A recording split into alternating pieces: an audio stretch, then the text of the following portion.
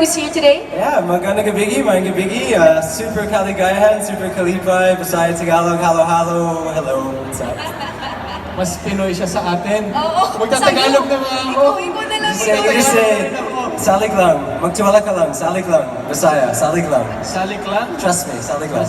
Diba? Siya pa yung nagtuturo sa Oo, ikaw talaga. Oo. Kailangan natin we need to level up here. But also, Mick, kasi si Kula, same kami, we're going back, we're here again. But this is your first time. Tell me, I know that it's your advocacy talaga for people to travel and to learn more about themselves, to go on adventures. And Mick is one of those very passionate people na kilala kong he really advocates for travel. How does it feel like that now you are one of the coaches for Juan for Fun 2019? I am absolutely, positively so excited. Like I'm bursting at the seams because I want to be able to tell my stories as well.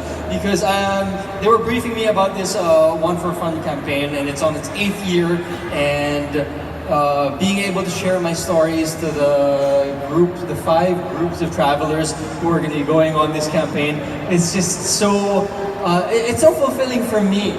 Because I see what travel has done for me, and to see that effectively, impact other lives and be the coach of them during this campaign is so exciting for me. So yeah, I'm very, very happy to be here. So thank you, Cebu Pacific, for having me here.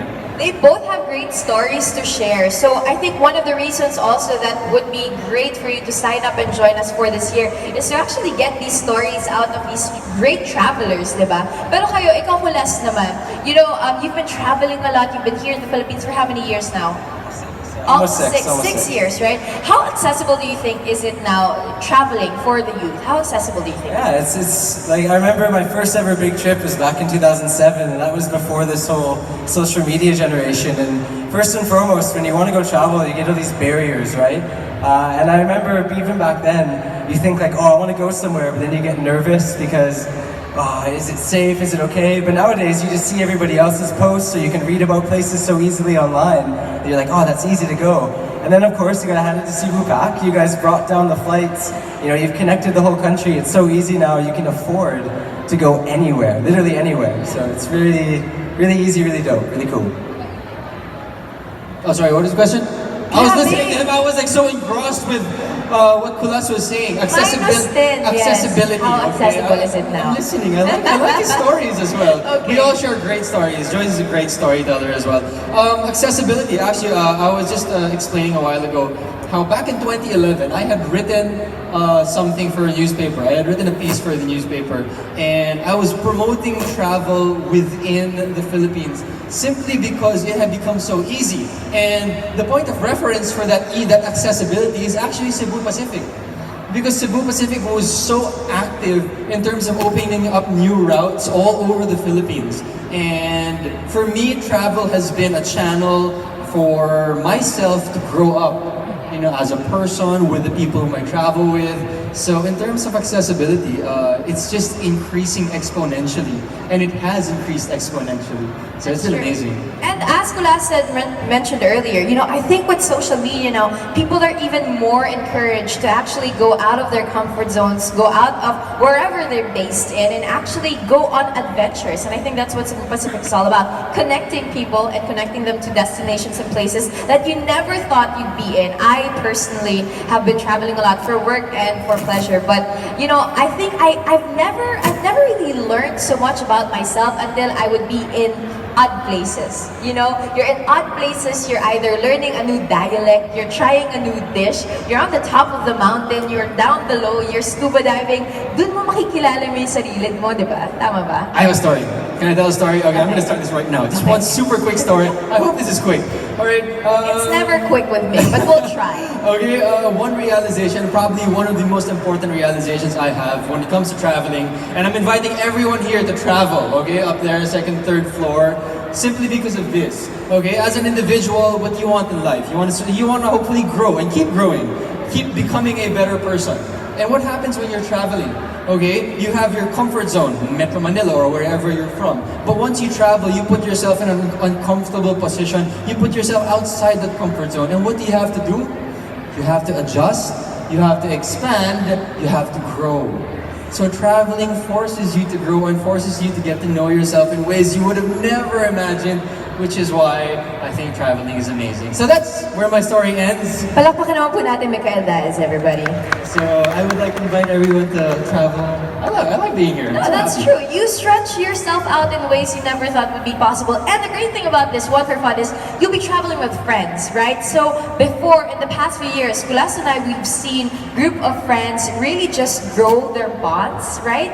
They grow up. When they come back after their 7-day adventure, you see them, they're even more confident than the first time that you meet them. They have new stories. Sometimes when we're very, very lucky, they bring us pasalubong. Diba? Remember, they bring us also pasalubong. But the one thing now that I think the youth have to consider when it comes to traveling is social media. Because some people have their own rules. Other people say na, oh, you have to get off of social media when you're traveling. But then there are also people like the three of us that we actually document when we travel, right? So, Kulas, what's your advice for people who are in the middle ground here? Like, they don't know if they should go on social media or get off of social media when they're traveling. Yeah, I mean, my entire life in this country has just been documenting everything I do and everywhere I go. And I mean, over a course of time, you start to realize though that, for me anyways, I think what's super important is yes, you should share things. Please do, because it can have a very positive effect, whether it's on, a local business. I'll give you an example. I went to a place that makes calamai in Bohol way back in 2014. And since then, and sharing about it, other people shared about it, and it grew and grew and grew. And now it's this huge family business. Wow. They've been very successful, so you can have a positive effect. But at the same time, too, you never want to take away from your own experience. So I would say the best thing you can do is go places, explore them, share about them. Please do that. But I think always go to them because you want to go and you want to have an experience. Maybe don't just go because you want to take the picture or you just want to say you went there. There's nothing wrong with that. But I think it might take away from you really going and being open to having a better experience on your travel. So it's just find your balance, find your niche, and then enjoy yourself. All right, I remember the question. Thanks, Mick. I guess when it comes to on social media or off, especially for the newbie travelers, you have to be open, as Kula said. You have to be opening to trying to go full on social media, full on sharing, but also try out full on not just cutting yourself offline completely. And I think from there, once you try out the different extremes and everything else in between, you'll find your own balance. I'm sure Kulas and Joyce, you have found your own balance when it comes to traveling and sharing and of course enjoying the experience for yourself. So I think you'll find your own personal tastes as soon as you keep trying out these different things. Yeah, and one practical way to go about this is actually assign days. And what I mean by that is assign a day where you actually be off of social media. But then assign a day where you actually be, taking photos and videos of everything. And by that, diba, as in all out ka talaga. So you find the balance in between. And these are the kind of lessons, I guess, that you eventually learn as you go along and as you travel. So, here is my question for the both of you. What's the most important lesson that you've learned after all of these years that you've been traveling? Oh, you want me to go? Okay. Yeah. I'll get a little bit emotional. I think, you look at the Philippines, for example, what's taught me from going all over this country is it is so diverse.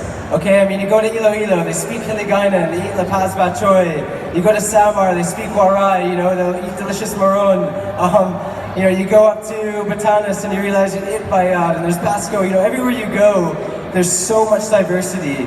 And you, as a traveler, as somebody who goes out and starts to experience that, you just realize how freaking beautiful it is. And I think that's what's so important because, in a world that's so diverse, the more we realize how that is beautiful, the more everybody's going to benefit from it, including yourself.